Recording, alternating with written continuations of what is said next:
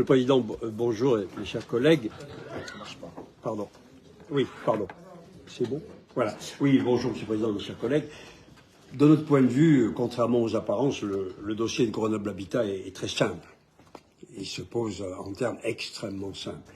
La ville de Grenoble a inscrit dans son budget 2023 37 millions d'euros de recettes de la vente de cet outil de logement pour boucler son budget.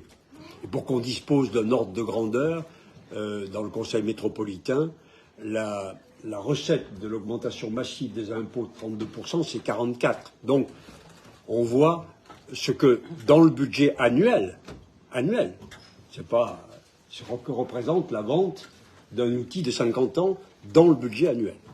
Voilà. Je dirais que tout le reste est un habillage sémantique laborieux dans lequel on se complaît autour de la fameuse crise du logement qui fait l'objet de surenchères et qui n'est qu'une surenchère de mots, une surenchère sémantique. Parce que la part de recettes de cette vente du siècle affectée par la ville de Grenoble au logement social est dérisoire. Voilà, ça doit être un 38e. C'est donc entre l'objectif réel qui est de boucler le budget de la ville et tout ce qui est habillage autour, il se passe quelque chose qu'il faut vraiment, sur lequel il faut éclairer le contribuable métropolitain. Parce que, de plus, compte tenu de son foncier disponible à Grenoble, et malgré la bétonisation systématique de tout espace de nature qui est effectué dans la ville, évidemment, la ville-centre ne répondra aucunement à cette crise du logement telle qu'elle est évoquée ici et là. Et je rappelle, par rapport à la métropole, les rapports métropole-ville, que la métropole a déjà, avec l'acquisition des actions de GEG, payé 30 millions d'euros à la ville de Grenoble, qui sont partis dans le budget, enfin 10 plus 1 million par an, et que la métropole et la ville sont en négociation pour vendre les actions de la compagnie de chauffage de l'ordre de 11 millions d'euros.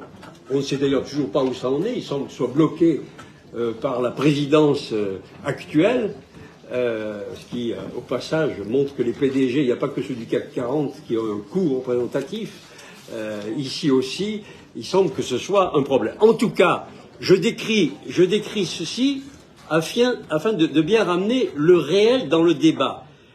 La ville de Grenoble est saisie à la gorge, financièrement, et donc elle vend les bijoux de famille. Mais, Monsieur le Président, pardon, la métropole aussi. Si à Grenoble on n'aura plus rien à vendre, et si la municipalité actuelle n'aura laissé aucune recette à ses successeurs, possible, potentiel, il faut le dire, la métropole elle-même, le vice-président aux finances ne s'en est pas caché, est elle-même aussi dans une situation financière difficile, et elle essaye de tenir jusqu'aux élections avant, à son tour, d'être contrainte d'augmenter la taxe foncière. Je dis ça pour exonérer personne et pour dire que ce sujet-là doit être mis dans son contexte. La politique du logement dont Grenoble Habitat est un outil, elle doit s'apprécier dans ce contexte financier global des collectivités. Et pour nous, un tel outil, un tel dossier doit s'apprécier dans les objectifs que nous devrions avoir, les priorités que nous devrions avoir, qui sont de retrouver des marges financières pour investir et retrouver de la qualification dans la métropole, et deuxièmement, pour la promotion sociale dont le logement est un outil.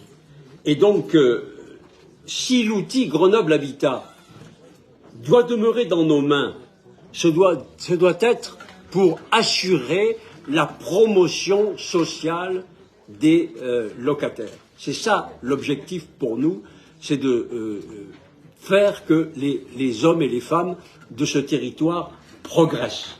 Et je ne comprends toujours pas pourquoi, dans toutes les opérations et dans toutes les réflexions que vous avez concernant Grenoble Habitat, jamais vous ne vous saisissez de cet outil pour assurer cette promotion sociale, notamment partout où il y a des logements neufs que vous construisez et que vous attribuez à des locataires. Pourquoi vous n'en vendez pas une partie aux locataires? Je pense que même le rapport, quand on voit le prix de la vente du logement, le prix de la vente de Grenoble Habitat par la ville de Grenoble, ramené au logement, ça met à 8 200 € le logement. Je pense que si vous en mettiez à disposition des locataires qui peuvent devenir propriétaires, je pense que vous en tireriez en plus un bénéfice financier supplémentaire et que ces locataires-là seraient favorisés par la promotion sociale. Et je rappelle que quand on vend un logement social, il reste 10 ans dans le quota SRU. Et puis cette politique-là permettrait de stopper la dégradation des quartiers du fait du déséquilibre social privé des opérations. Elle revaloriserait les biens des propriétaires qui sont spoliés. Elle créerait des recettes vertueuses permettant d'améliorer, comme il a été dit tout à l'heure, d'améliorer les services aux locataires, l'entretien, la sécurité, sur lesquels tous les locataires sont extrêmement sévères sur la gestion des bailleurs sociaux. Pour nous, ce dossier est à repenser dans les outils et l'organisation de la métropole et de ses rapports avec la ville-centre. L'absence de synergie et de mutualisation et même de dialogue, on le comprend bien, est une catastrophe pour les deux collectivités. Je pense que cette situation est en train de s'aggraver, comme on le voit dans les rapports qui vont suivre tout à l'heure, avec la ville ou la métropole qui reprend les pouvoirs sur les arbres, la ville qui a repris ses pouvoirs sur les pouvoirs de police. On est dans un système qui est en route à la fois du fait de votre position politique globale et à la fois du fait qu'il n'y a plus de majorité, comme l'a dit à juste titre Laurent Tovy, dans une situation qui fait que les doublons, le cafouillage sont considérables et que c'est le citoyen qui en paie la note.